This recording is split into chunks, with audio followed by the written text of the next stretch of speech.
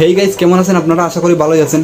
তো গাইস, আমি ভালো নেই। যে পরিমাণে গরম দিতেছে, তাই ভাবলাম যে এই গরম থেকে রক্ষা পাওয়ার জন্য একটা এসি তৈরি করি। তাই আজকের ভিডিওতে আসা। ভিডিওটা শুরু করার আগে কিছু কথা বলে নেই। আমাদের বাসা বাড়িতে এসি লাগাতে গেলে অনেক টাকা গুনতে হয়। অনেক টাকার এসির স্বাদ তো আমরা ছোটো এসিতে পাবো না। তাই আপনাদের ঘরে যদি ফ্রিজ থেকে থাকে তাহলে আপনারাও একটু হলেও এসির স্বাদ বুক করতে পারবেন। তাই আজকের আমার ভিডিওটা ফলো করুন, সব ক্লিয়ার হয়ে যাবে। ভিডিও শুরু করার আগে একটা কথা না বললে নয়, আমাদের চ্যানেলে আপনারা নতুন হয়ে থাকলে অবশ্যই আমাদের চ্যানেলটিকে সাবস্ক্রাইব করে আমাদের পাশেই থাকবেন, কারণ আমাদের চ্যানেলে বিভিন্ন টেক রিলেটেড বা বিভিন্ন গ্যাজেট বিষয়ক ভিডিও আপলোড করা হয়। তো গাইস, আজকের রেসিপি তৈরি করতে আমাদের মেইন যে জিনিসটি প্রয়োজন হবে সে হচ্ছে একটা প্লাস্টিকের বক্স। এই যে দেখতে পাচ্ছেন আমার হাতে রয়েছে একটা প্লাস্টিকের বক্স। আপনারা চাইলে যে কোনো ধরনের প্লাস্টিকের বক্স ইউজ করতে পারেন। শুধু এই বক্স দিয়েই হবে না, সাথে আরো অনেক কিছু প্রয়োজন হবে। তো চলুন এক নজরে ভিডিও থেকে দেখে আসি কি কি আমাদের প্রয়োজন হবে। আজকের প্রজেক্টটি তৈরি করতে প্রথমে আমাদের প্রয়োজন হবে একটি প্লাস্টিক বক্স। আমি আমার পছন্দ অনুযায়ী একটি প্লাস্টিক বক্স নিয়ে নিলাম। তারপর প্রয়োজন হবে একটি কুলিং ফ্যান। আমি একটি 12 ভোল্টের কুলিং ফ্যান নিয়ে নিলাম। কুলিং ফ্যানটাকে চালানোর জন্য প্রয়োজন হবে 12 ভোল্টের পাওয়ার সোর্স, তাই 12 ভোল্টের অ্যাডাপ্টার ব্যবহার করছি। এবারে 4টি স্ক্রু নিয়ে নিলাম। এখন আমাদের প্রয়োজন হবে কাজ করার যাবতীয় যন্ত্রপাতি।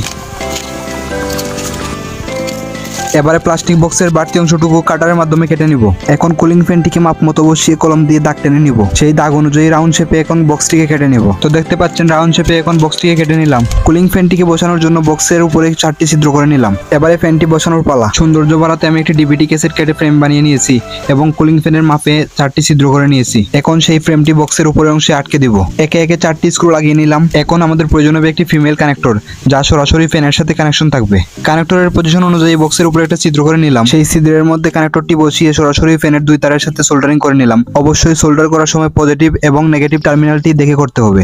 এবারে পাওয়ার সাপ্লাইটি চেক করে দেখবো যে ঠিকঠাক আছে কিনা। হ্যাঁ বন্ধুরা, আমরা দেখতে পাচ্ছি যে আমাদের পাওয়ার সাপ্লাই থেকে 13 ভোল্ট আউটপুট পাওয়া যাচ্ছে। তো দেখতে পাচ্ছেন ফ্যানের সাথে কানেক্ট করতেই ফ্যানটি ঘুরতে শুরু করছে।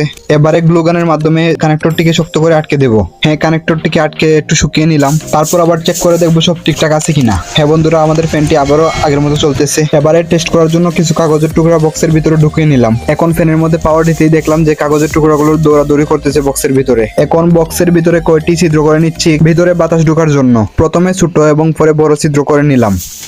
এবারে ফ্রিজ থেকে আনা কিছু ঠান্ডা পানি বক্সের মধ্যে ঢেলে দিলাম। আপনারা চেষ্টা করবেন বরফ ব্যবহার করতে। পানি আইস হতে অনেক সময় লাগে, তাই আমি পুরোপুরি আইস বানাতে পারি নাই। তো বন্ধুরা, আমাদের এখন সব ঠিকঠাক, এখন চেক করার পালা। তাই আমি ঢাকনাটিকে লাগিয়ে পাওয়ার দিয়ে দিলাম। সাথে সাথে ফ্যানটি রান করা শুরু করলো। এসিটির পারফরমেন্স দেখে আমি অবাক হলাম।